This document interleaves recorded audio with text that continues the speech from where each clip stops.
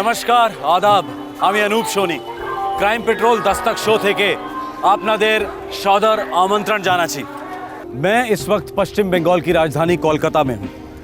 आज और कल का एपिसोड यहाँ पश्चिम बंगाल में घटे रियल लाइफ केसेस पर आधारित है। उफ, तुम भी ना हर बार शादी की बात करके मूड खराब कर देते हो। अरे कितनी बार कहा है लाइफ को एंजॉय करो। अधूरा लगता है, मुझे सेटल जिंदगी चाहिए। कुछ फायदा नहीं इन सब चीज़ों से।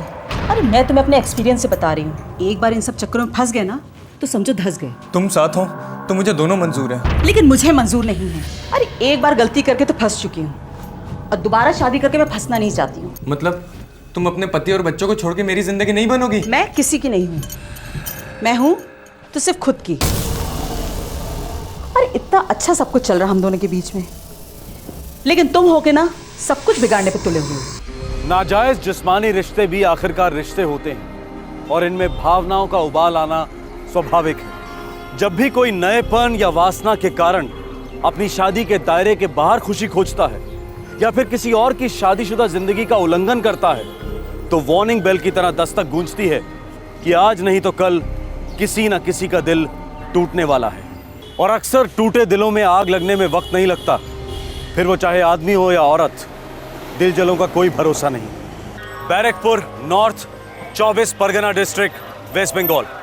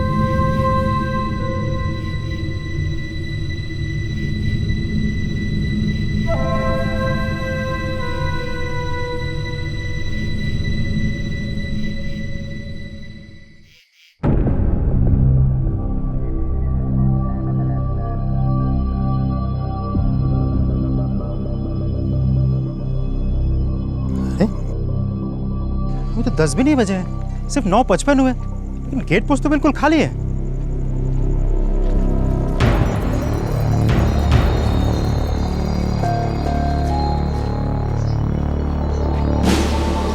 सर, साहब अभी भी 10 नहीं बजे, लेकिन वहाँ गेट पर ड्यूटी पे कोई भी नहीं है सर। की बोलचिश? Yes sir. अरे ऐसे कैसे हो सकता है?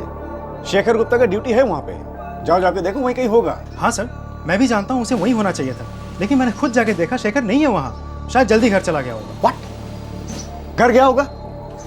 अरे ऐसे कैसे जा सकता है वो अपना घर? अभी तक राइफल और एमिनेशन जमा नहीं किया उसने।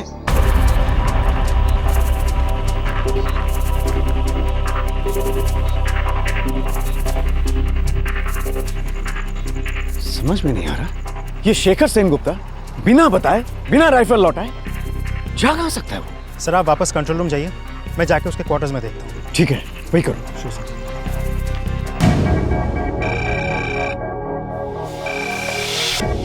Guard commandant. वहाँ साहब, शेखर वहाँ क्वार्टर्स में नहीं है, आसपास कहीं भी नहीं है वो। ये साला शेखर मेरा सस्पेंशन करा के ही रहेगा। वो बिना गोलियां लौटाए, बिना राइफल लौटाए वो कहां जा सकता है? गुहो, क्वार्टर्स बराबर से चेक कर लिया? जी हाँ सर, अंदर बाहर सब देखा। पहले पंकज ने देखा, उसके बाद मैंने भी देखा। अच्छा, चेंजिंग रूम में देखा? जी हाँ सर, वहां भी देखा, वो कहीं नहीं है सर। उसने हथियार डिपॉजिट किए या नहीं? नहीं सर, इसी बात का सबसे बड़ा डर है सर। उसके पास एक SLR राइफल और साथ में 2 मैगजीन्स हैं सर, और हर एक मैगजीन्स में 25 गोलियां हैं सर। इमीडिएटली सभी लाइंस में इमरजेंसी अलर्ट करवा दो। सर वो तो मैंने पहले से ही करवा दिया है। ये साला शेखर ये क्या कहाँ होगा? चिंता तो इस बात की है कि उसने हथियार जमा नहीं किए। आप इसका मतलब समझ सकते हैं सर?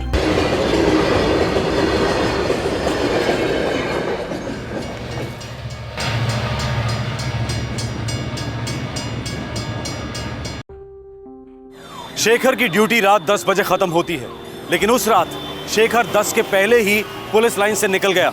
ड्यूटी राइफल और गोलियां कंट्रोल रूम में लौटाने की बजाय अपने साथ ले आया। मामला गंभीर था, पुलिस रूल्स का घोर उल्लंघन किया गया था। इस मामले को तुरंत पूरे राज्य के थानों में फ्लैश किया जाना बहुत जरूरी था, लेकिन दुर्भाग्यवश ऐसा नहीं हुआ। केवल पुलिस लाइन क्वार्टर्स में पूछताछ हुई। अब सवाल यह था कि राइफल और गोलियों के साथ आखिर शेखर सेन गुप्ता कहां गायब हो गया था और क्यों।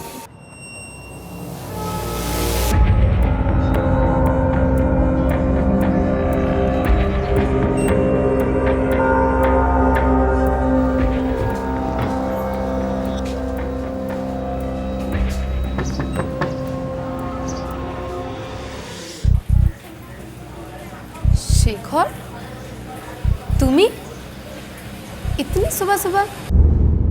चलो चलो मेरे साथ। तुम भी ना शेखर। अरे हम लोग एक ही बात के बारे में कितनी बार बहस करेंगे? नहीं करेंगे चारू बहस, अब कोई बहस नहीं करेंगे चारू। चारू मैं फैसला कर चुका हूँ, हम अभी शादी कर रहे हैं। तुम चलो बस मेरे साथ। हाथ छाड़ो अमर, बहुत हो गया शेखर। देखो अब मैं तुम्हें ये आखिरी बार समझा रही हूं कि मैं शादीशुदा हूं और मैं अपने पति और बच्चों को छोड़कर कहीं नहीं जा सकती। छोड़ने के लिए यहाँ है ही कौन चारू? तुम अकेली हो तभी तो कह रहा हूं ना। बाद में कर देना ना उसको फोन, कह देना उसको छोड़ दिया तुम्हें। चारू चलो चलो मेरे साथ। तुम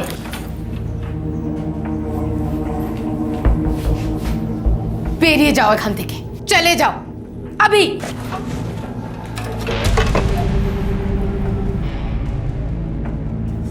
ये क्या कर रहे हो? चारू तुम मेरे साथ चलती हो या नहीं?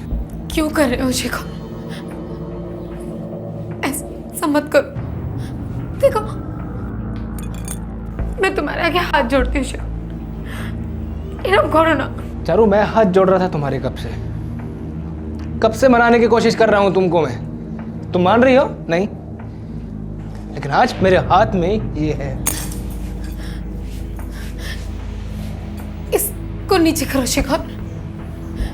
एक मिनट शेखर, मैं ऐसे कैसे चल सकती हूँ? देखो मुझे मेरे पति से बात करनी दो, आराम से। बात करनी है तुमको? हाँ। तो बात करो ना तुम। लो बात करो, अभी तुम बात करो। करो चलो बात।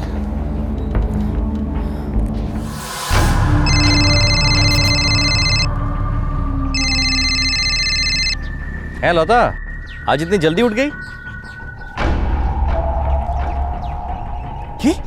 नहीं, मैं अभी आ रहा हूँ। हम तातरी আসছি। কি হলো? नहीं, কিছু না, कुछ नहीं।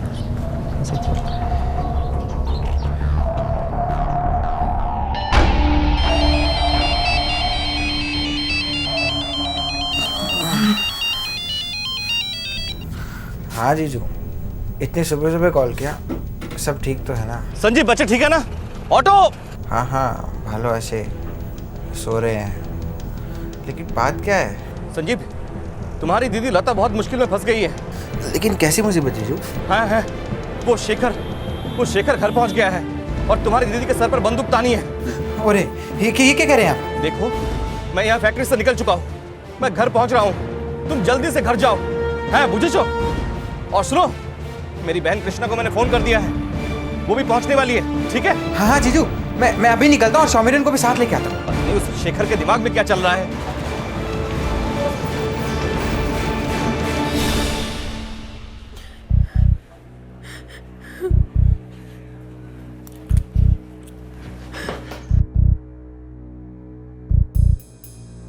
देखो शेखर, अभी जो कुछ तुम कर रहे हो ना, ये बिल्कुल सही नहीं है और अभी तुम होश में नहीं हो। एक भी गोली खाली नहीं जाएगी, इतने होश में हूं मैं। देखना चाहोगे? दिखाऊं? ना चलो चलो फिर मेरे साथ। चलो तुम। शेखर दा, लता बॉबी तुम्हारे साथ कैसे जा सकती है? वो एक शादीशुदा औरत है और 2 बच्चों की माँ है। शिखरता प्लीज समझने की कोशिश करो आप। काका छोड़ दो मेरी माँ को। चुप चुप सब। दिव्येंदु, तुमने इन सबको यहाँ बुलाकर बहुत बड़ी गलती कर दी है। मुझे बहुत गुस्सा आ रहा है इन सब पर मुझे। एक मिनट शेखर, तुम शांत हो जाओ, मेरी खातिर गुस्सा थूक दो। हम बात करेंगे, ठंडे दिमाग से बात करेंगे। शादी के बाद चारों, हम सब शादी के बाद। शादी से पहले मेरा दिमाग अब ठंडा होने वाला नहीं है चारों। बहुत टाइम वेस्ट हो गया है। चलो चारों, चलो चलो तुम अभी मेरे साथ चलो। अरे क्या चलो चलो लगा रखी है? जो तुम चाहते हो वो कभी नहीं हो सकता। देखो शेखर, देखो तुम मेरे भाई समान हो।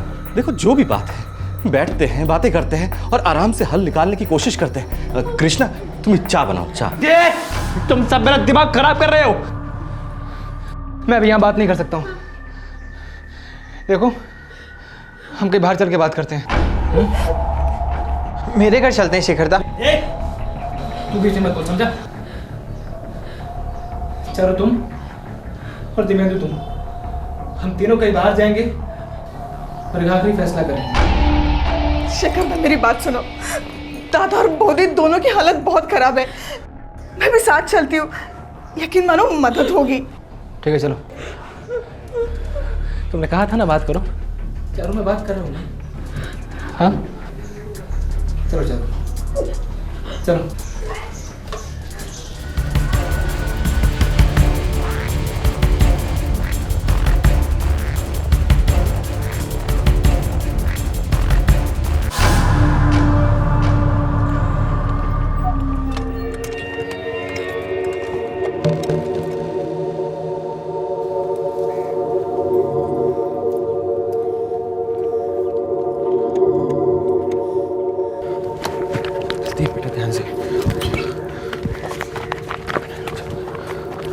देखो शेखर, शांत हो जाओ। अभी तुम बहुत टेंशन में हो। चलो तुम टेंशन में नहीं हो क्या? और दिव्येंदु तुम? नहीं, मुझे टेंशन नहीं है, क्योंकि मैं जानती हूँ कि जब तुम्हें होश आ जाएगा ना, तब सब ठीक हो जाएगा। मुझे पूरा विश्वास है। सच्ची। चारू, मुझे भी विश्वास है कि तुम उससे शादी करने के लिए तैयार हो जाओगी। चारू बताओ तो दिव्येंदु को, तुम मुझसे प्यार करती हो ना? ये झूठ है। चारू फिर सच क्या है? सच ये है कि मैं दिव्येंदु की पत्नी हूँ। मेरे 2 छोटे छोटे बच्चे हैं और मेरा तुम्हारे साथ कोई रिश्ता नहीं। ठीक है?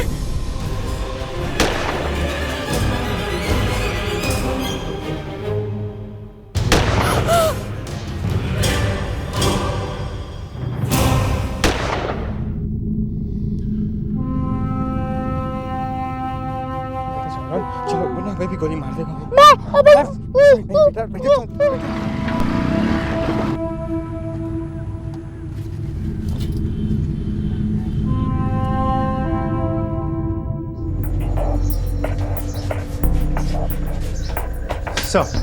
सर ये शेखर सेनगुप्ता जा कहाँ सकता है, वो भी राइफल के साथ?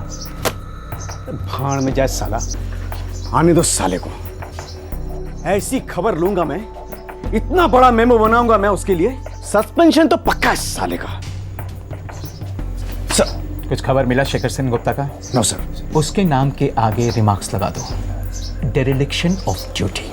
Okay sir. और जब भी ड्यूटी पे आए उसे लेना मत, सबसे पहले वो मुझसे मिलेगा। Okay sir. साला शेखर कुत्ता गया कहाँ होगा?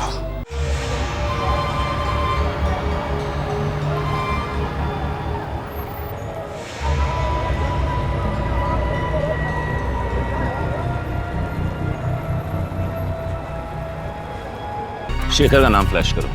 कांस्टेबल शेखर सेनगुप्ता। हाँ सर, राइफल का जो डिस्क्रिप्शन हमें मिला है उसके मुताबिक गन ऑटोमेटिक होगा, मतलब कि 12th बटालियन का होगा।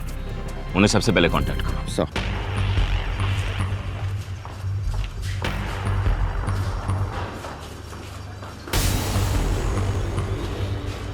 सर शेखर पागल हो गया सर।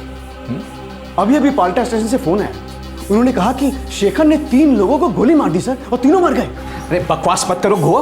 सर काश ये बकवास होती, मगर ये खबर पक्की है सर। तीनों की लाशें पुलिस स्टेशन में पड़ी है। दुखा दुखा, क्या कर दिया इस आदमी ने?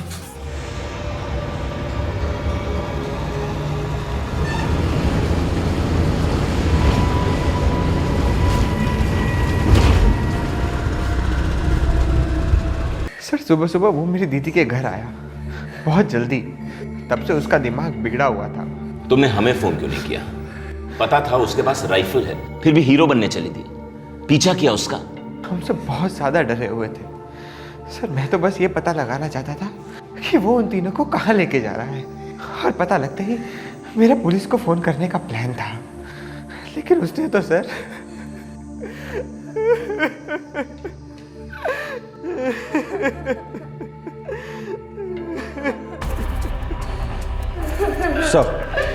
सर कांस्टेबल शेखर सेन गुप्ता लत बगान लाइन्स में गार्ड ड्यूटी पर था, और ड्यूटी से 20 मिनट पहले ही वहां से उसने एक राइफल और 25 राउंड की 2 मैगजीन लेकर गायब हो गया। Oh my God! तो उन्होंने तुरंत सारे पुलिस स्टेशंस को खबर क्यों नहीं की? इसका मतलब है उसके पास 39 गोलियां भी बाकी हैं। बड़ी कैलिबर की गोलियां हैं सर, सिर्फ एक ही गोली काफी है जान लेने के लिए। पता नहीं क्या करने निकला है ये कांस्टेबल शेखर सेन गुप्ता, और क्यों?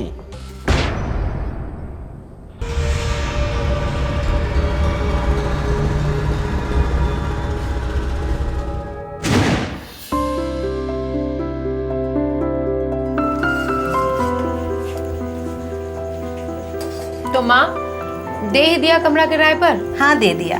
ভালো করেছো। खर्चे कितने बढ़ गए हैं देखो, और संजीव का कॉलेज चल ही रहा है, अभी कमाने में वक्त है उसे। किंतु माँ किराए विराए की बात साफ साफ कर ली हो ना उससे? हाँ हाँ पुलिस वाला है, ट्रेनिंग ले रहा है पुलिस में। ओ ताले तो आरो भालो, घर की सिक्योरिटी भी बनी रहेगी ना। जाओ के चाह दिया है। हाँ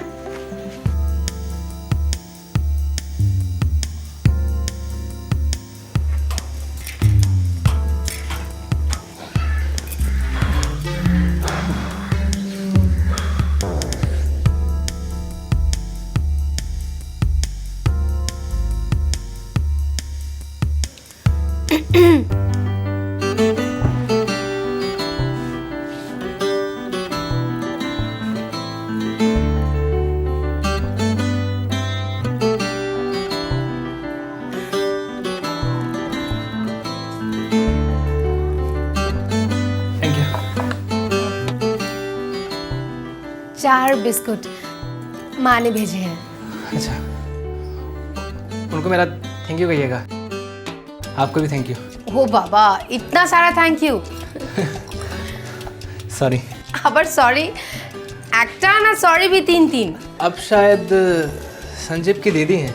हैं चारुलता আমার नाम, यहीं पास में रहती हूँ। मेरे हस्बैंड गन फैक्ट्री में सर्विस करते हैं। ओह, हमारे फोर्स में राइफल्स और बुलेट्स जो हैं वो वहीं से आती हैं। ओह छोटी सी दुनिया। हाँ सो तो है। तुम्हार नाम की बताया नहीं? सॉरी शेखर। আবার সরি।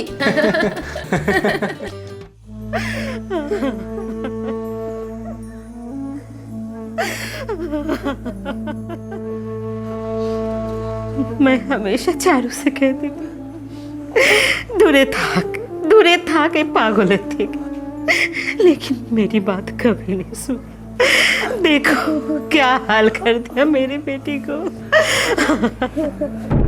सर शेखर सेन गुप्ता जलांगी मुर्शिदाबाद से बिलोंग करता है सर। जलांगी में कहाँ? सागरपाड़ा एरिया, और वहाँ की टीम को हमने रेड अलर्ट कर दिया है। स्टेट के हर पुलिस स्टेशन में अलर्ट जारी कर दीजिए। इस आदमी की तस्वीर और डिटेल्स हर पुलिस स्टेशन में होनी चाहिए। सबको पता होना चाहिए कि इसके पास एक राइफल है with 39 live cartridges, and this man is dangerous, very very dangerous. सब हो गया। इनफैक्ट देशबंधु ये कल ही हो जाना चाहिए था। सर हमने पुलिस को अलर्ट कर दिया था। लेकिन that was not sufficient. State के हर पुलिस स्टेशन में खबर पहुंच जानी चाहिए थी। पुलिस रूल बुक के हर नियम को तोड़ा है उसने। अपने राइफल और एमुनिशन वापस नहीं की है। एम आई राइट? हमसे बहुत बड़ी गलती हो गई। अब इस गलती का नतीजा कितना बड़ा होगा ये तो वक्त ही बताएगा।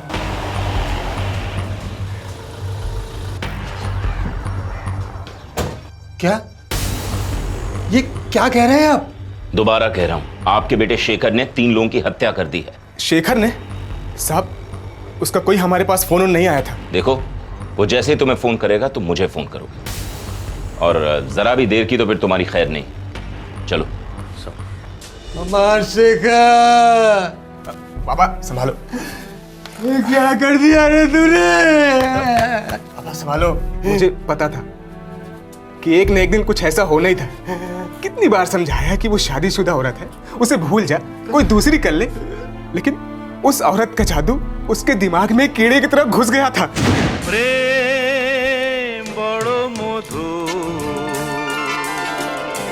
कभू काछे कभू सुदूर। शर्म नहीं आती? एक शादीशुदा औरत से क्या क्या करवा दिया तुमने? क्या कहूँ, सॉरी या थैंक यू? चुप, बदमाश। तुम्हारे लिए ना अब एक अच्छी सी लड़की देखकर शादी करवानी पड़ेगी तुम्हारी।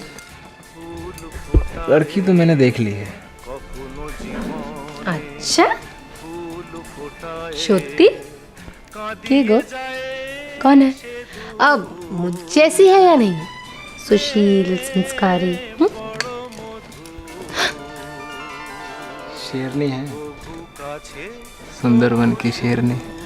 अच्छा चारू, तो जमाई जी तुमसे बात करना चाहते हैं। है माँ, आज जी। माँ जाने दो। फिर कब? जब जब चारू, तुम हमेशा के लिए मेरी हो जाओ ना। चुप, लालची। इस मैं गाना सुन रही थी, सेलफोन का रिंग नहीं सुनाई दिया ना सोना। हाँ, शाम तक लौट आऊंगी। अरे हाँ रे बाबा, दोनों बच्चों को स्कूल से लेते हुए आऊंगी बस। तुम भी ना कैसे बच्चों की तरह नाराज होते हो।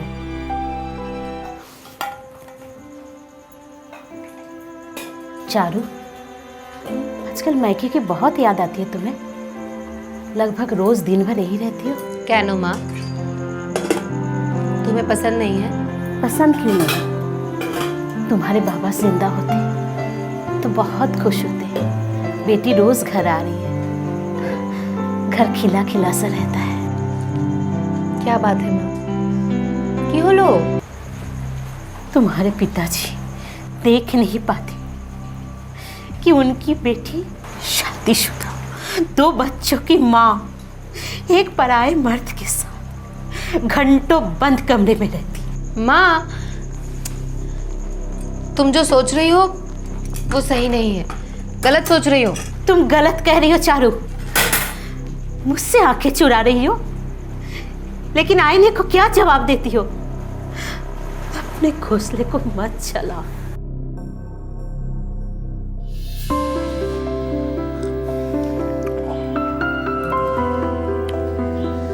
चारू, मैं शादी करने जा रहा हूँ। बहुत बढ़िया। कौन है लड़की? चारू, मैं तुमसे शादी करने जा रहा हूँ। इन सब फालतू बातों के लिए ना वक्त नहीं है मेरे पास। फालतू बातें? चारू, मैं तुम्हारे जिस्म से प्यार नहीं करता हूँ। चारू, मैं तुमसे प्यार करने लगा हूँ। हाँ तो ठीक है ना, लेकिन ये सब के बीच में शादी की बात कहाँ से आ गई? अरे तुमको दिखता नहीं है क्या? देखो ना, ये देखो, ये देखो।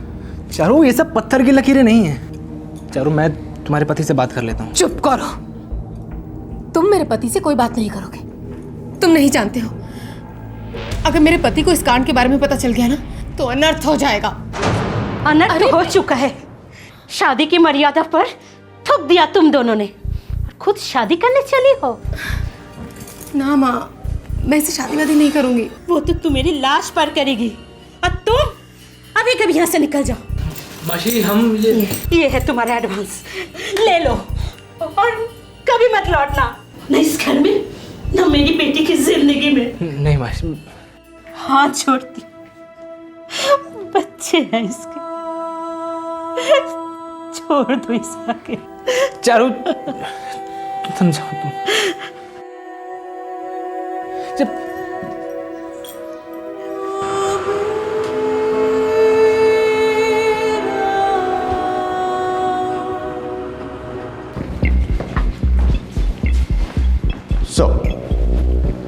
सर, शेखर का मोबाइल ऑफ आ रहा था। पता चला कि वो अपना मोबाइल क्वार्टर पर छोड़ कर गया है। मतलब शेखर की लोकेशन के बारे में हमारे पास अभी तक कोई जानकारी नहीं है। वेस्ट बंगाल के सारे पुलिस स्टेशन पर रेड अलर्ट जारी है। पर अभी तो कुछ क्लू नहीं मिला। यहाँ क्वार्टर में उसका कोई दोस्त वोस्त था क्या? यस सर, कांस्टेबल सोमेश दास, उसका रूम पार्टनर था। सोमेश, 1 साल से तुम रूम शेयर कर रहे हो कांस्टेबल शेखर सेन गुप्ता के साथ? जी सर। इस वक्त कहाँ गया होगा वो? पता नहीं सर, पिछले 4-6 महीने से तो ठीक से बात भी नहीं कर रहा था, पूरा दिन फोन पे लगा रहता था। किसके साथ? सर बातों से तो लगता था कि वो लेडी चारुलता के साथ बातें करता था। सर फोन रिकॉर्ड चेक किया, 90% कॉल्स चारुलता के साथ थे। सर हम सब ने उसे समझाने की कोशिश की कि उस औरत के साथ एफआईआर आगे ना बढ़ाए। सर वो मैरिड थी, और फिर शेखर के भाई ने भी उसे काफ़ी समझाने की कोशिश की। शेखर तो बिल्कुल लव क्रेजी था सर, एकदम लव क्रेजी। देख, वो तुझसे 10 साल बड़ी है और उसके 2 बच्चे भी हैं। चल एक बार वो विधवा होती या तलाकशुदा होती तो बात समझ में आती थी।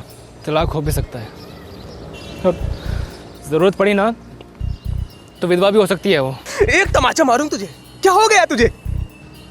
प्यार हो गया दादा मुझे। और हमसे नफरत? मैंने और बाबा ने खून पसीने कमाई करके तुझे पढ़ाया लिखाया है, तुझे पुलिस की नौकरी मिली। अरे हमारी सारी उम्मीदें टिकी हैं तुझ पे, सब बर्बाद कर देगा क्या? दादा आप सबकी तरफ मेरी जो भी ड्यूटी बनती है मैं उसे हर हाल में पूरा करूँगा। कोई बर्बादी नहीं है दादा, शादी कर रहा हूँ मैं। सर मुझे तो कभी कभी लगता था कि वो मेंटल हो चुका है, अपने ही ख्यालों में रहता था, यहाँ तक कि ड्यूटी पर भी। हाँ, शायद उसे यकीन हो गया था कि चारुलता के साथ उसकी शादी वादी तो होगी नहीं, इसलिए उसने ये हत्याकांड सोच समझ के प्लान करके किया है। सर हो सकता है, पर जो आदमी किसी औरत से पागलों की तरह प्यार करता हो वो उसे मार कैसे सकता है? क्योंकि प्यार भी पागलों वाला ही था, और ऐसे प्यार को नफरत में बदलते देर नहीं लगती, और फिर नफरत भी पागलों वाली हो जाती है।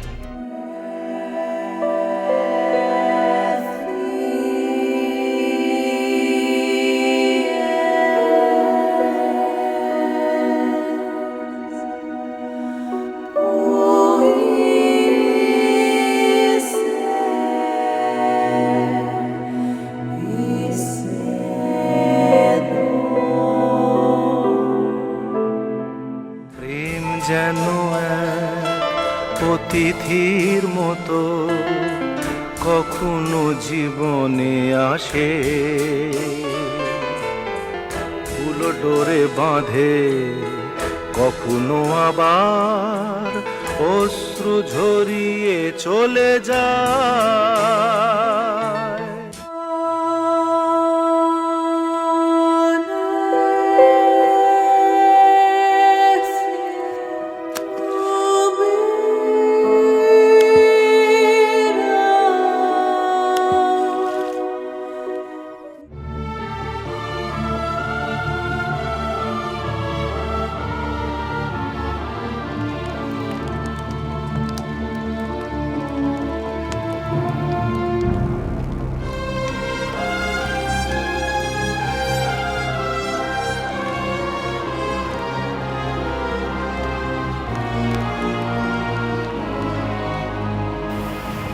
एक जवान पुलिस कांस्टेबल के सामने उज्जवल भविष्य था, लेकिन एक अफेयर ने उसे खूनी भगौड़ा बना दिया जो अपनी ही फोर्स से भाग रहा था।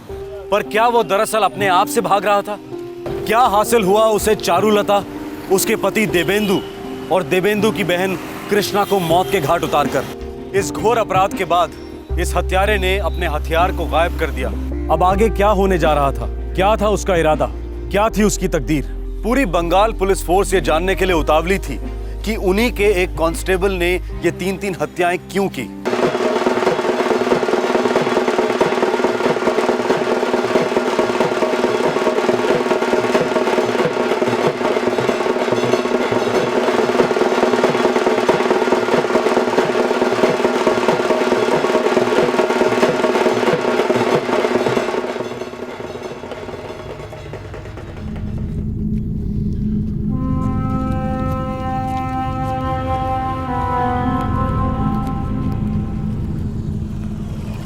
आप शेखपारा तक लिफ्ट दे सकते हैं मुझे? जी सर, बढ़िया, थैंक यू।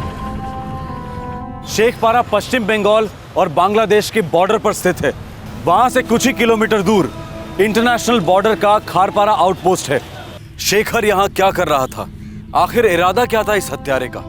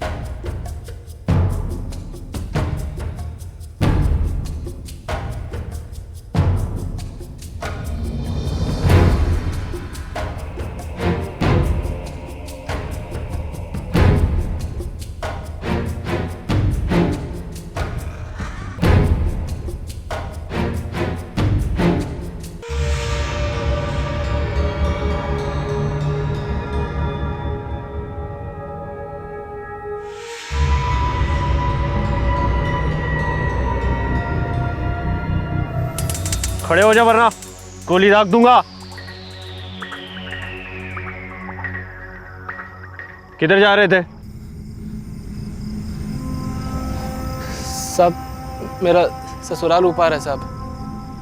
घरवाली बहुत बीमार थी तो उसको वहाँ छोड़ाया था। सब उसका हालचाल पूछने जा रहा था सर वहाँ। कहाँ के रहने वाले हो? रानी नगर का साहब। अगली बार पूरे कागजात बनाकर आना और कहरपारा आउटपोस्ट से एंट्री लेना, समझे? जी साहब। सब वो मैं जाऊँ साहब, मेरी घरवाली। ठीक है, अब तुम जाओ। जी साहब।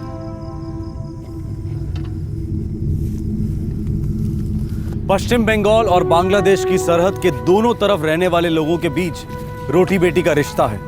ह्यूमैनिटेरियन ग्राउंड्स पर कभी कभी हिंदुस्तान की बॉर्डर सिक्योरिटी फोर्स और बांग्लादेश की बांग्लादेश राइफल्स के जवान आम नागरिकों को एक दूसरे के गांव में आने जाने देते हैं। शेखर इस बात से अच्छी तरह से वाकिफ था क्योंकि वो खुद जालंगी मुर्शिदाबाद से था, जो एक बॉर्डर जिला है।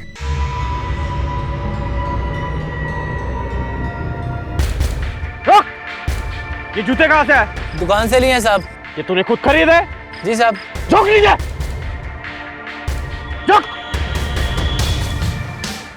शेखर बॉर्डर से फरार होने के इरादे से आया था, लेकिन उसके जूतों ने उसके इरादों पर पानी फेर दिया। दरअसल जब भी पुलिस कर्मचारी के जूते घिस जाते हैं तो पुराने जूते लौटाए जाते हैं और नए जूते कमीशन होते हैं। फोर्स के जूते कभी भी मार्केट में बेचे नहीं जाते।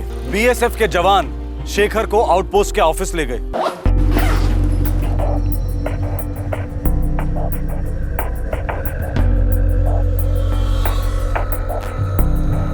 जनाब, ये पश्चिम बंगाल पुलिस का कर्मचारी मालूम पड़ता है? चल अब नाम बोल और सच बोल। Shekhar Sen Gupta, constable, 12 battalion armed police. Shekhpara police station में फ़ोन लगाओ और पूछो सच बोल रहा है या हम सच बुलवाएं इससे।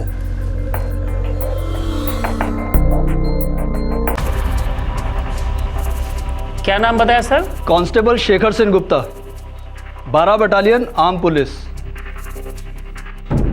हाँ सर, ये तो वांटेड है और कल ही 3 लोगों का मर्डर करके फरार हुआ है। जी धन्यवाद जनाब। 24 परगना पुलिस डिवीजन का कांस्टेबल है।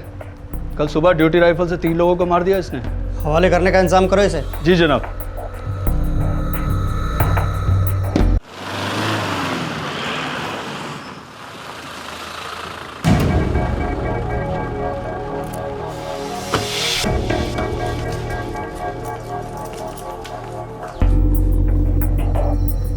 दो छोटे छोटे बच्चों को तुमने अनाथ कर दिया। क्या मिला ये सब करके तुम्हें? मुझे तो बस चारू को मारना था। अब बाकी के बीच में आ गए तो मैं क्या करूं? लेके जाओ इसको। चारुलता नाजायज रिश्ते की आग में अपनी मर्जी से कूदी। चारुलता के पति देवेंदु को अफेयर का आभास था। हल्की सी दस्तक सुनी भी थी। देवेंदु की बहन कृष्णा तो केवल अपनी। चारुलता के बच्चे सिर्फ इतना जानते थे कि उन्हें मम्मी पापा से बहुत प्यार है और अब वो उन्हें कभी नहीं देख पाएंगे। चारुलता की मां ने जुर्म की दस्तक सुनी थी और अपनी मजबूर आह बुलंद भी की थी, पर अफसोस तब तक पानी सर के ऊपर निकल चुका था। एक सनकी आदमी के एक औरत के लिए पागल जुनून ने कितनी सारी जिंदगियां बर्बाद की। वेस्ट बंगाल থেকে আপনাদের সবাইকে সদর অভিনন্দন জানাচ্ছি।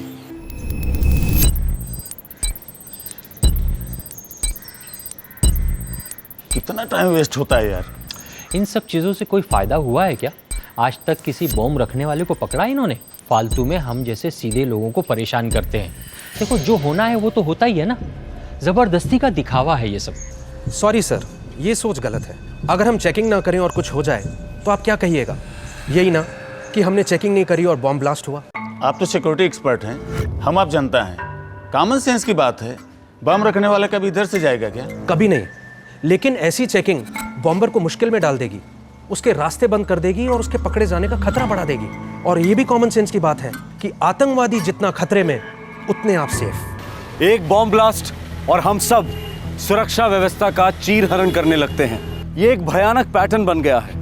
आतंकवाद ने हमें इस कदर भयभीत कर दिया है कि मानो हमारी शक्ति, हमारी बुद्धि, हमारी समझ सबको लकवा मार गया हो। और ये चल नहीं सकता, क्योंकि इंसान या तो डर सकता है या जी सकता है, और डर के जीने का तो सवाल ही नहीं उठता। अप्रैल 2011, मालदा, वेस्ट बंगाल।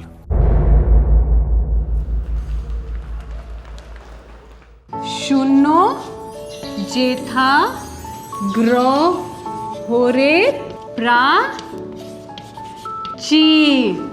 ঠিক আছে, তো আজকে আমরা রবীন্দ্রনাথ ঠাকুরের একটা কবিতার চর্চা করব। হ্যাঁ, চিত্ত যেথা ভয় শূন্য, উচ্চ যেথা শীল, জ্ঞান যেথা শূন্য যেথা গ্রহরে प्राचीर। तो वीकेंड पर जगन्नाथपुर माँ बाबा के पास? अरे ना बाबा, मैं अकेले ही कमरे में बैठ के कोई किताब पढ़ लूँगी। जगन्नाथपुर जाती हो ना तो माँ बाबा का लूप शुरू हो जाता है। अब तुम्हारे लिए एक लड़का ढूंढना ओनू, तुम्हारी शादी करनी ओनू, अभी करनी ओनू, शादी ओनू। उफ बाबा रे। तो कर लो ना शादी, इतनी बुरी बात भी तो नहीं है। खुद के लिए एक लाइफ पार्टनर ढूंढ ही लो, एक नया लाइफ पार्टनर। मैं अपने आप को वक्त देना चाहती हूँ। ओनू, अपने आप को वक्त देने का भी एक वक्त होता है, उसके बाद समझौता करना पड़ता है, सबको करना पड़ता है। ओनू, कुछ लोग होते हैं जो हमारे लिए नहीं बने होते हैं, जैसे कि अमित। अमित तुम्हारे लिए बना ही नहीं था। Just accept it. वाणी, क्यों करते हैं लोग समझौता? यादें, उन पुरानी यादों का क्या? पुरानी यादें मिटाने के लिए नई यादें बनानी पड़ती हैं। No choice. ट्राई करूँगी, एक लास्ट बार ट्राई करूँगी। Sounds good. चल।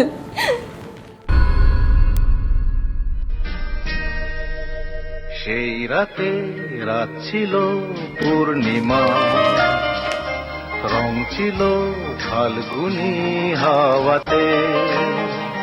সেই রাতে রাত ছিল পূর্ণিমা। আমি চিনি গো চিনি তোমারে, ও গো বিদেশিনী।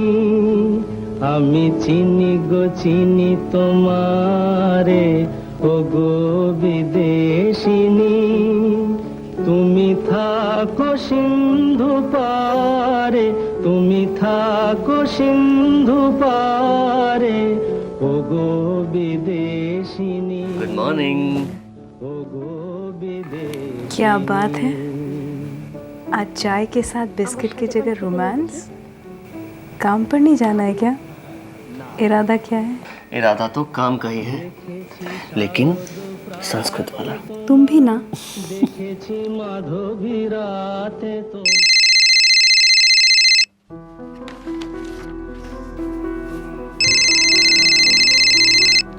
है शेखर, बोलो। अनुदी, आज मैं नहीं आऊँगा, मुझे ना कुछ असाइनमेंट्स पूरे करने हैं, उसके बाद ही मैं घर से निकलूंगा। ठीक है, लेकिन रात के खाने पर तो रहोगे ना? दीदी मैं श्योर नहीं बोल सकता, मैं आपको फ़ोन करूंगा, शाम को फ़ोन करूंगा आपको, यस या नो। शेखर, ठीक है। हाँ, अनु, शनिवार रविवार को क्या स्पेशल क्लास है तेरा? नहीं तो माँ, घर पर ही हूँ। तू घर पे नहीं, किराए के मकान में है। घर ये है तेरा, जहाँ हम पूरा हफ्ता इंतजार करते हैं तेरे आने का।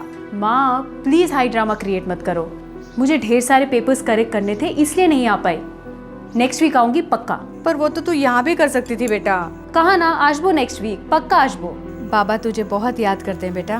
मैं भी माँ बहुत याद करती हूँ सबको। ओह हाँ, यही तो है। आप है अनुपमा सरकार? मेरे फेस पर लिखा है अनुपमा सरकार। नहीं, मुझे लगा। गलत लगा, ऊपर रहती है। ऊपर कैसे जाते हैं? नॉर्मली हम इन्हीं सीढ़ियों से चल के जाते हैं। लीजिए। Thank you.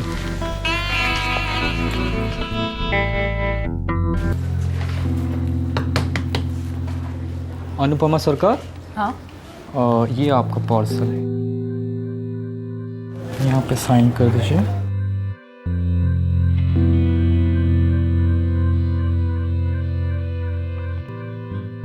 Thank you.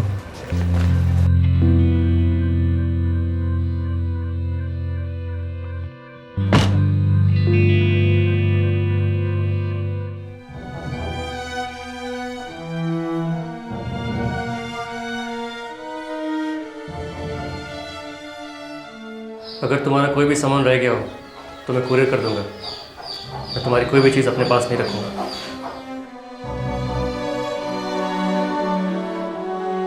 लेकिन तुम मेरे हर चीज़ में, मुझ में हमेशा रहोगे अमित।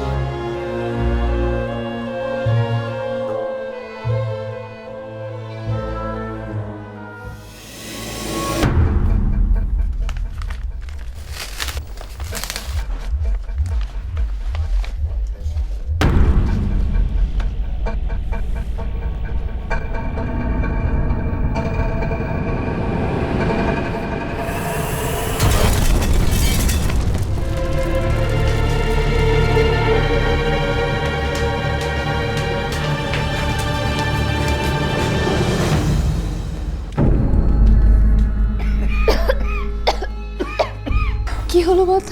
क्या हुआ? पता नहीं हमारा कुछ दिखाई नहीं दे रहा है।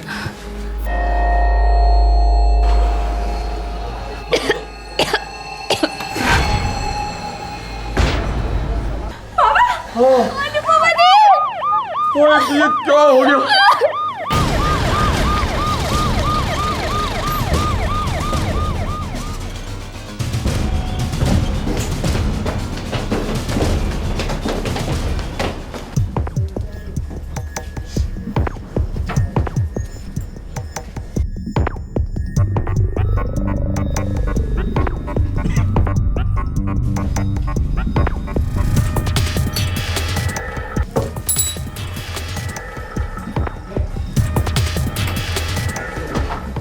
कितने बजे थे? 10:30 बजे थे।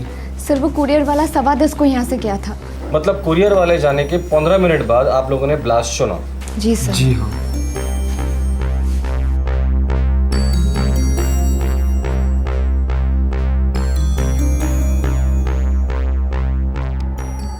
सब पिछले 6 महीने से अनुपमा हमारे यहाँ किराएदार थी। अकेली रहती थी? जी, कभी कभी इसका छोटा भाई शेखर आ जाता था रहने के लिए। की काज को? माधवरी गर्ल्स स्कूल में टीचर थी। भाई के अलावा और कोई नहीं था? ना ना, फुल फैमिली, माँ बाबा भाई, वो सब जगन्नाथपुर में रहते हैं।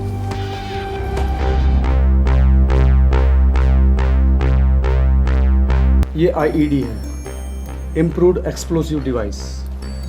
सर ये आईईडी का इस्तेमाल तो माओवादी आतंकवादी करते हैं। मालदा के इंग्लिश बाजार इलाके के पास मालन चपली में अनुपमा के घर एक पार्सल कुरियर हुआ और उसके अंदर के बॉम्ब ने अनुपमा की जिंदगी उड़ा दी।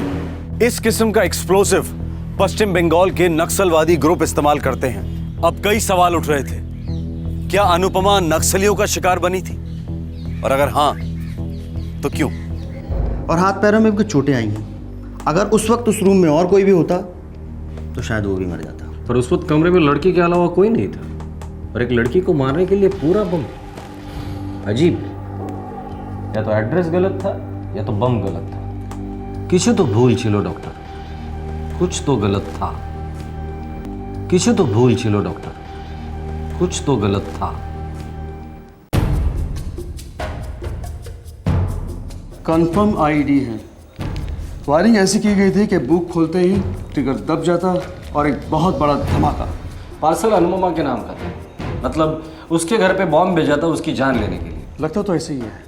अच्छा, ये जो IED इस्तेमाल किया था वो प्रोफेशनल किस्म का था या घर पर बनाया हुआ था? Professional, very professional. ये रही हमारी नक्सलियों की फाइल। लास्ट 6 मंथ में जहाँ जहाँ नक्सलियों ने और माओवादियों ने ये IED इस्तेमाल किए हैं वो बिल्कुल इस IED से मिलते जुलते हैं। मतलब इसमें नक्सल वाला एंगल भी हो सकता है? ज़रूर हो सकता है। और ये कुरियर कंपनी, इसके बारे में कुछ पता चला? सॉरी, ब्लास्ट में कुरियर कंपनी का एड्रेस वाला रिसीप्ट बुरी तरह से डैमेज हो गया था। जोड़ने की कोशिश की गई पर पेपर जला हुआ था। ठीक है, उस कुरियर बॉय का स्केच निकालो, कुछ चलकर सामने आया तो ठीक है, तो ढूंढ निकालो उस सारे को। मेरी बेटी एक सीधी सादी स्कूल टीचर थी। धमाके में जो बम इस्तेमाल हुआ है वो किसी भी एंगल से सीधा साधा नहीं था मिस्टर सरकार। सर अनुपमा दी पर आप डाउट कर ही नहीं सकते, वो बहुत ही क्लीन लेडी थी। 6 महीने से रहती थी यहाँ। कौन कौन आता था मिलने? 1-2 बार उसके माँ बाबा आए थे, उसे देखकर चले गए। सर जैसे कि मैंने आपको बताया था, अनुपमा दी का छोटा भाई शेखर यहाँ पे आता जाता था। वो यहाँ ही पढ़ता है तो यहाँ और अपने घर के बीच अप डाउन करता है। कोई और?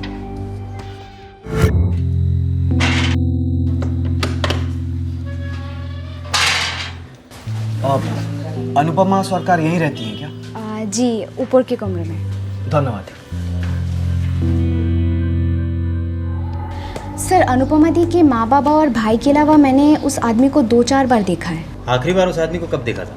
यही कहीं 6-8 हफ्ते पहले। कौन था वो?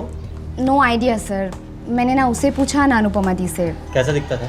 सर मीडियम बिल्ड था, थोड़ा सा गोरा था। ये अमित सेन गुप्ता कौन है? नहीं पता, कभी सुना नहीं उसके बारे में। पर सर वो कुरियर वाला जो पार्सल देने आया था, उस पार्सल पे अमित सेन गुप्ता का नाम लिखा था। ये लड़का जो पार्सल देने आया था, कुरियर वाला, उसका हुलिया चाहिए हमें। अमित सेन गुप्ता मेरी बेटी का एक्स हस्बैंड, डिवोर्स हो गया था उनका, गजोल में रहता है। एनवलप पे भी यही लिखा है, अमित सेन गुप्ता गजोल। जी, अमित का नक्सलवादियों के साथ कोई कनेक्शन है? हमें नहीं पता। 5 साल पहले शादी हुई थी दोनों की, डिवोर्स 2 साल पहले हो गया था।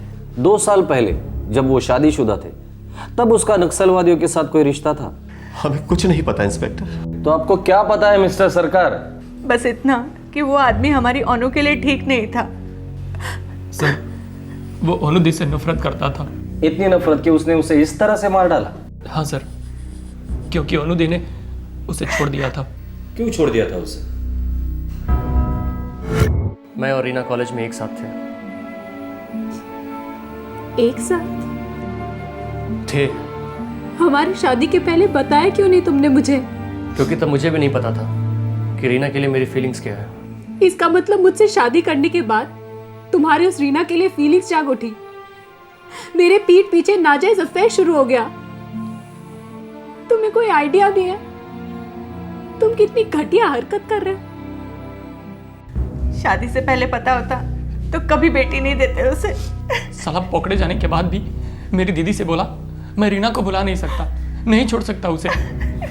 इतना बेशरम इंसान है ये अमित सेन गुप्ता। मेरी बेटी ने उसे बहुत टाइम दिया, 2 साल भुगता उसने, और फिर हताश होकर डिवोर्स मांगा उससे। सर, सच बात तो ये है वो डिवोर्स देना ही नहीं चाहता था। सोने की मुर्गी जो थी मेरी अनुदी, बेचारी कमा कमा कर पैसे इसके हाथ में देती और वो सारा पैसा उस रखी हुई औरत पर खर्च करता। डिवोर्स मांगा तो हाथ उठाया। हमने अपनी बच्ची को कभी डांटा भी नहीं, उसने पीटा मेरी बच्ची को। हमने पुलिस कंप्लेंट भी की थी हबीबपुर पुलिस स्टेशन में। मेरे पास एमसी की कॉपी भी है। तब उसने हमें धमकी भी दी थी, एक न एक दिन वो मेरी बेटी से बदला लेगा, और उसने बदला ले लिया। अनुपमा के साथ मेरी अच्छी जमती थी। कैसी थी वो? काफी डिस्टेंट। अमित के धोखे का शौक वो बर्दाश्त नहीं कर पा रही थी। इनफैक्ट डिवोर्स के बाद भी वो अमित से उतना ही प्यार करती थी। उसके किराए के मकान पे उससे मिलने एक आदमी आता था। कौन आता था? मैं आपसे पूछ रहा हूँ, कौन आता था? डिवोर्स के बाद कोई अफेयर? ना। पक्का? पक्का तो बोलते पर आई मीन नहीं कह सकती, पर अफेयर होना मुश्किल है ऑफिसर, बहुत मुश्किल है। मतलब उसने कभी जिक्र नहीं किया उस आदमी के बारे में जो उससे घर पे मिलने आता था? No officer. सर, मुझे नहीं लगता कि मर्डर और ब्लास्ट में कोई नक्सल का एंगल है। मुझे भी यही लगता है, ये बदले वाला मामला होगा। बदला? तलाक के 2 साल बाद, और वो भी इतने खतरनाक और भयानक तरीके से। बैनर्जी, बदले की आग लंबी सुलगती है, हम लोगों ने तो कई बार देखा है। अच्छा, इस कुरियर वाले का क्या हुआ? इंग्लिश बाजार कस्बे में तकरीबन 27 कुरियर कंपनियां हैं। मैंने अपने खबरी नेटवर्क को एक्टिवेट कर दिया है, जल्दी ये लड़का पकड़ा जाएगा। वो अमित सेन गुप्ता, उसका गांव गजोल, वहाँ से क्या खबर है? सर, वहाँ तकरीबन 30 कुरियर कंपनियां हैं और कई तो फ्रेंचाइजी हैं। एक बार ये लड़का पकड़ा गया, ये खुद हमें उस कुरियर कंपनी तक ले जाएगा जहाँ से वो पार्सल आया था। बैनर्जी, गजोल जाने की तैयारी करो। हमारा मुख्य आरोपी अमित सेन गुप्ता ही है, और अब तक तो वही है।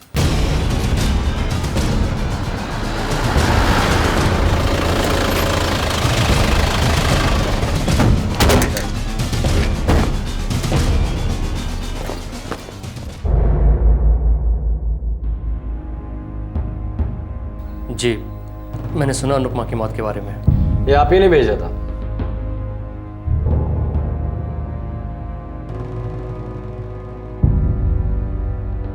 देखिए, ये क्या कह रहे हैं आप?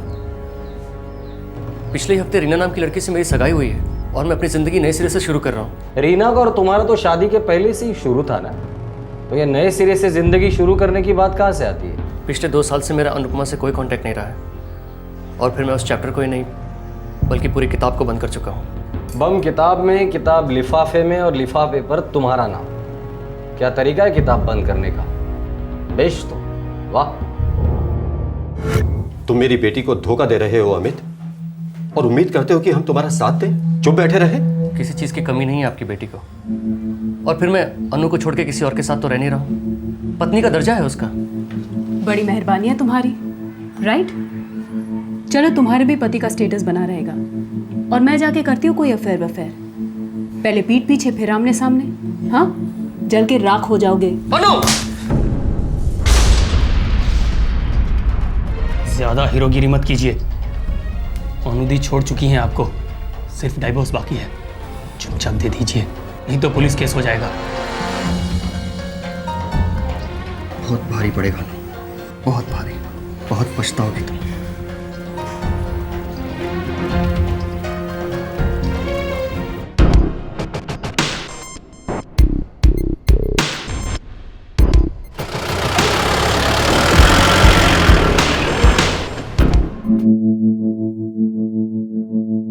जो टॉर्चर आपको आते हैं सब आजमा लीजिए, मगर सच नहीं बदलेगा। और सच ये है कि मैंने अनुपमा को पार्सल नहीं भेजा है। हो सकता है किसी और ने तुम्हारे नाम से पार्सल भेजा हो। कोई मुझे फंसाने की कोशिश कर रहा है, और आप उसके चाल में फंसते जा रहे हैं। एड्रेस इतना साफ साफ लिखना कातिल की बेवकूफ़ी होगी। सर ये अमित की चालाकी भी हो सकती है। उसने सोचा होगा खुद का नाम लिखेगा तो कोई शक नहीं करेगा, क्योंकि कातिल अपना नाम और पता तो नहीं लिखता। ये अमित बहुत चालाक है। या कोई उससे भी चालाक है बैनर्जी। मतलब कोई ऐसा शख्स जो अनुपमा और अमित की हिस्ट्री को जानता था, जिसका उसने फ़ायदा उठाया। करेक्ट। जो अनुपमा से बहुत नफरत करता था और जानता था कि उंगली अमित पर ही उठेगी। आपने उसे बीच बाजार में थप्पड़ मारा था, शायद उसका गुस्सा होगा उसको। मुझे लगता है हमें ये बात भी पुलिस को बता देनी चाहिए थी। पता नहीं बेटा, पता नहीं। जाहिर है जो दिख रहा था वैसा था नहीं, कुछ छुपाया जा रहा था, कुछ ऐसा जिसकी जानकारी पुलिस के पास होनी चाहिए थी। आखिरकार इस केस में एक ब्रेक थ्रू मिला जब कुरियर कंपनी का लड़का पुलिस के हाथ लगा। हर newspaper, courier company, TV channel में तेरे लिए संदेशा भेजा था कि आके हमसे मिल, पर तू आया ही नहीं मिलने। सर मैं बहुत डरा हुआ था, मुझे उस पार्सल के बारे में कुछ नहीं पता था सर। मुझे उस पार्सल के बारे में कुछ पता नहीं था तो डर क्यों गया था तू? सुबह 10:15 बजे तूने पार्सल डिलीवरी किया था। वैसे रोज तू 11 के पहले डिलीवरी करता नहीं है। सर मुझे मैसेज आया था गजल ऑफिस से, अर्जेंट है। सबसे पहले गजल ब्रांच की खबर लेते, लौट कर लॉकअप में इसकी चमड़ी उधेड़ दी। सर यहाँ से सैकड़ों पार्सल्स रोज जाते हैं, अब ऐसे में किसी एक पार्सल को पहचानना नामुमकिन है सर। उस पार्सल में बम था मैनेजर साहब, ऐसा बम जो कुरियर इंडस्ट्री की धज्जियां उड़ा सकता है। बम डिलीवर हुआ है आपके ऑफिस से, कोई अचार की बोतल नहीं। मैं आपकी क्या मदद कर सकता हूँ? 16 अप्रैल को पार्सल डिलीवर हुआ था। मुझे उस दिन की सारी बुकिंग और डिलीवरी की रिपोर्ट्स चाहिए अभी। मैं लेके आता हूँ।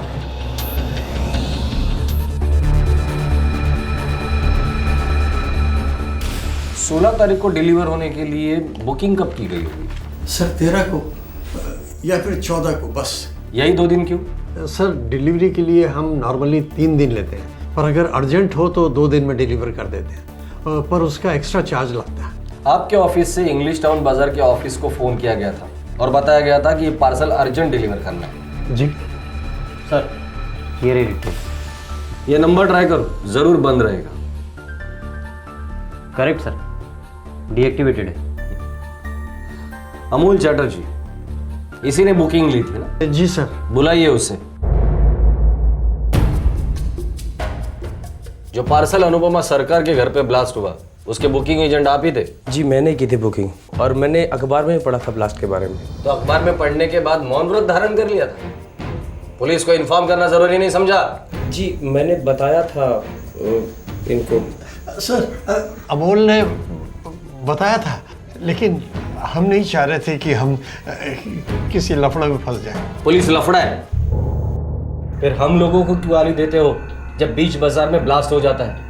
मैं भला मेरा घर भला सोचने से एक दिन एक ही घर बचा रहेगा उनकी रडार पर, और वो आपका होगा। बम, सब कुछ खत्म। चुप रहकर आप लोग आतंकवादियों को बढ़ावा देते हो, और बढ़ावा देना उनका साथ देने जैसा ही है, समझे? मैं बताता हूँ, वो 2 लोग आए थे पार्सल लेकर।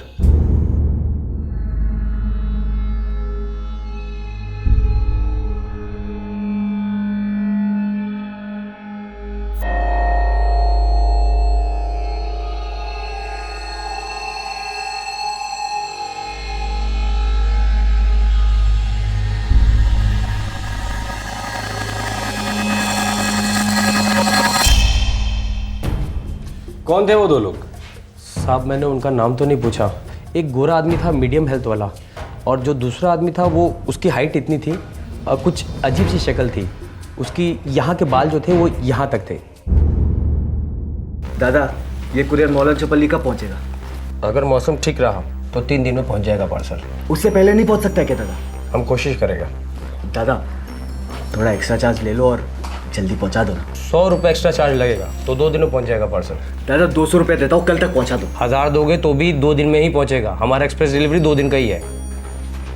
भालो एक्सप्रेस डिलीवरी से भेज दो इसको, लेकिन थोड़ा जल्दी। हाँ साहब उन्होंने मेरे से मेरा नंबर भी लिया था और कम से कम 1 दर्जन बार कॉल किया और यही पूछते रहे पार्सल गया क्या, पार्सल गया क्या। बैनर्जी, अमोल साहब के कॉल डिटेल्स चेक करो और उनके कॉल्स को ट्रैक करना। सर ये जो 2 आदमियों के बारे में बता रहे हैं उनमें से एक गोरा चिट्टा मीडियम हेल्थ वाला आदमी, वैसे किसी आदमी के बारे में अनुपमा के मकान मालिक की बेटी ने भी बताया था। ये आदमी अनुपमा को जानता था और कोई ना कोई होगा जो इसे जानता हो। सर जिस सिम से इसने फ़ोन किया था उसी सिम से उसे धर लेंगे हम। फाइनली इस केस की कड़ियां जुड़ने लगी। अब पुलिस उस शख्स को ढूंढ रही थी जिसने वो पार्सल भेजा था। आखिरकार कौन था ये आदमी? क्या अनुपमा के घर वाले उसे जानते थे? वो पुलिस से क्या छुपा रहे थे? ठीक ठाक कद है, गोरा चिट्टा लड़का है। मौलाना चौपाली में अनुपमा से मिलने आता था। वहां कोई नहीं जानता कि वो कौन था। क्यों जानतो ना, किसी को भी नहीं पता। लेकिन ऐसा हो ही नहीं सकता कि अनुपमा ने आपको उसके बारे में कुछ बताया ना हो।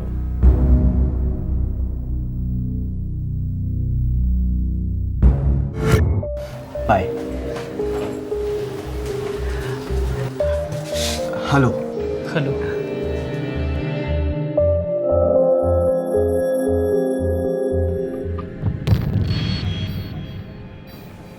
यहाँ के लोकल लाइब्रेरी में मैं मिली उससे। कब की बात है? एक दिन जब मेरा सेल गायब हो गया था तो दूसरे दिन मैं लाइब्रेरी में थी।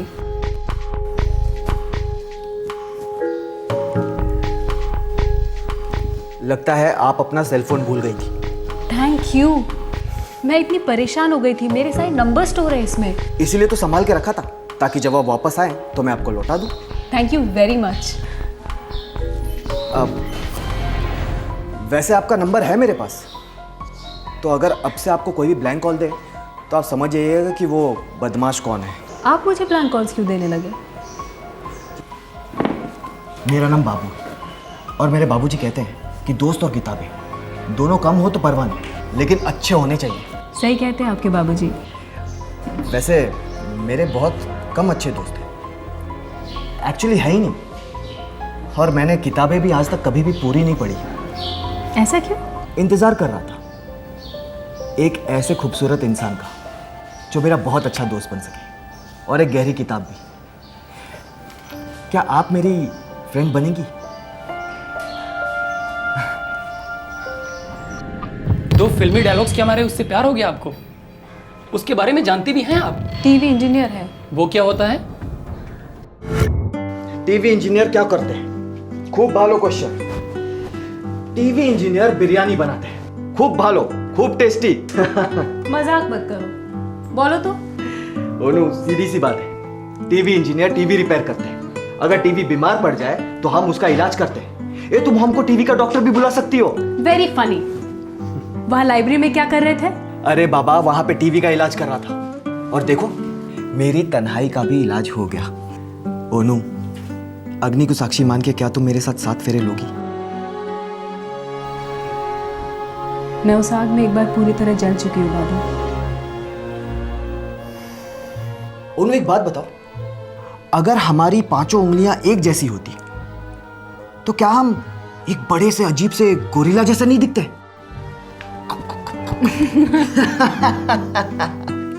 देखा, यूं ही हंसती रहो, खिलखिलाती रहो हमेशा। मैं तुम्हें हमेशा ऐसे ही खुश रखूंगा। जानती हूँ। एक बात नहीं जानती हो तुम? क्या? एक ऐसा वक्त आएगा जब हम बूढ़े हो जाएंगे, चल नहीं पाएंगे, लेकिन फिर भी हमारी वो टीवी चलती रहेगी, पक्का चलेगी।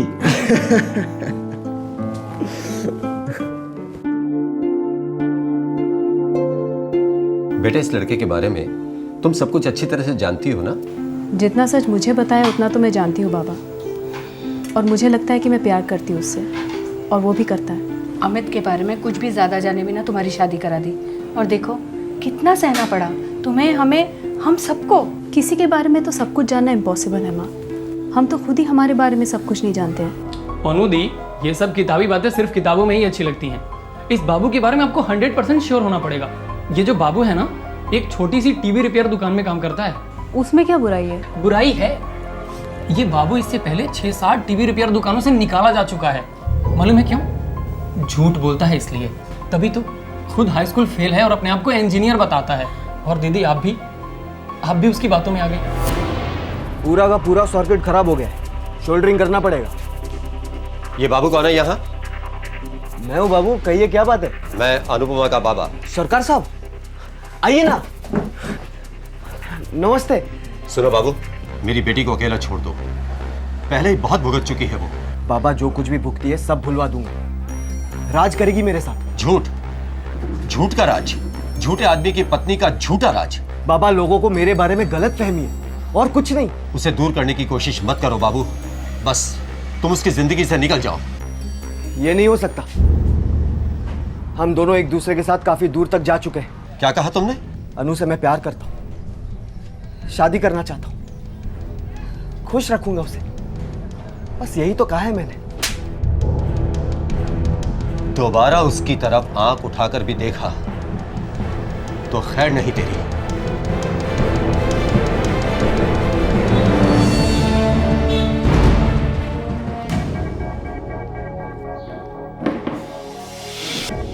मैंने तुम्हें तुम्हारा फोन इसलिए नहीं लौटाया था ताकि तुम मेरे कॉल्स को रिसीव ना करो। बाबू प्लीज तुम जाओ यहाँ से। मैकेनिक के बदले खुद को इंजीनियर कह दिया तो तुमने मेरा पता ही काट दिया। एक छोटा सा झूठी तो कहा था मैंने।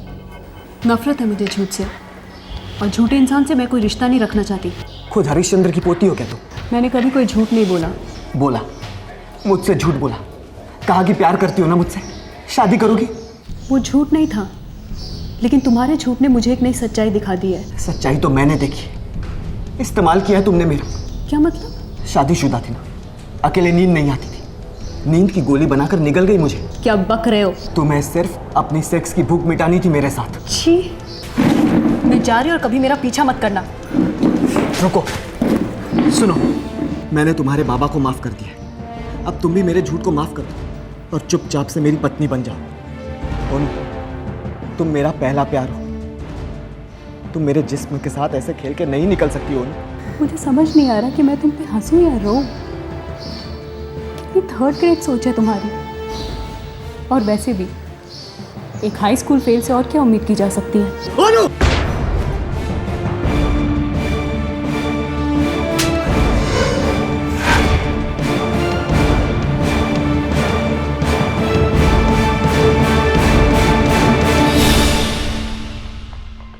उस दिन से जो हरासमेंट शुरू की उसने।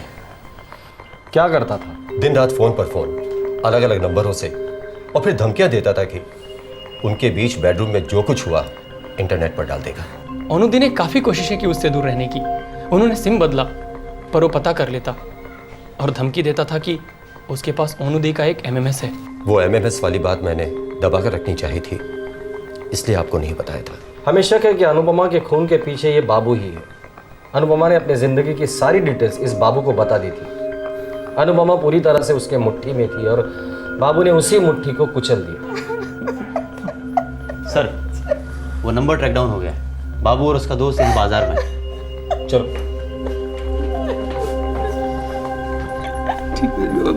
बस चुप हो जाओ।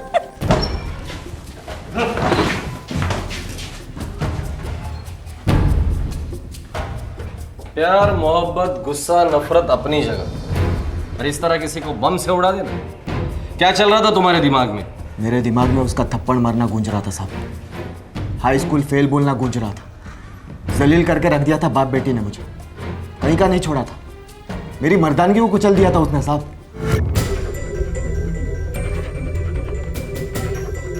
ये काम करेगा ना? अरे बाबा, अब तक तो हर बार काम कर गया है। एक बार टेस्टिंग कर ले।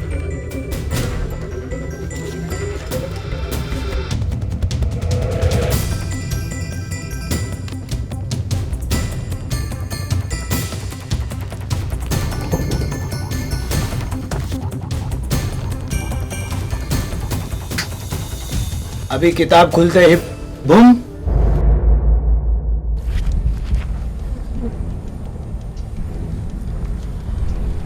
अभी खींच। खूब बोलो, बहुत मस्त चीज है यार।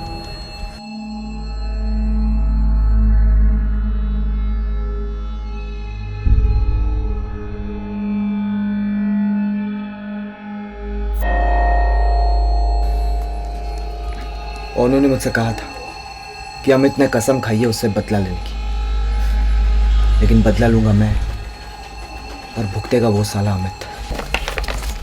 पर एक ही टेंशन है, ये किताब तेरी अनुपमा अपने घर में अकेले में ही खोले, नहीं तो दूसरे लोग मुफ्त में बकरा बन जाएंगे। मासूम लोगों की जिंदगियों को खतरे में डाला। कई मासूम मारे जाते थे जिनका तुमसे कोई लेना देना नहीं था। कोई मासूम मरा तो नहीं ना साहब? कोई मासूम मरा नहीं। लेके जाओ चलो को।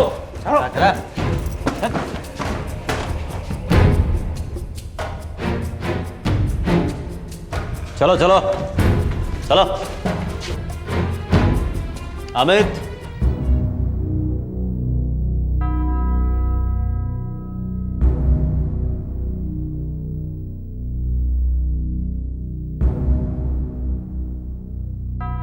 बॉम्ब वाला पार्सल अनुपमा तक पहुंचने के पहले कई हाथों से गुजरा था। किसी के हाथ से गलती से भी किताब खुलती तो न जाने कितनी जाने जाती। पर बॉम्ब अपने सही निशाने पर फूटा, अनुपमा के हाथों में।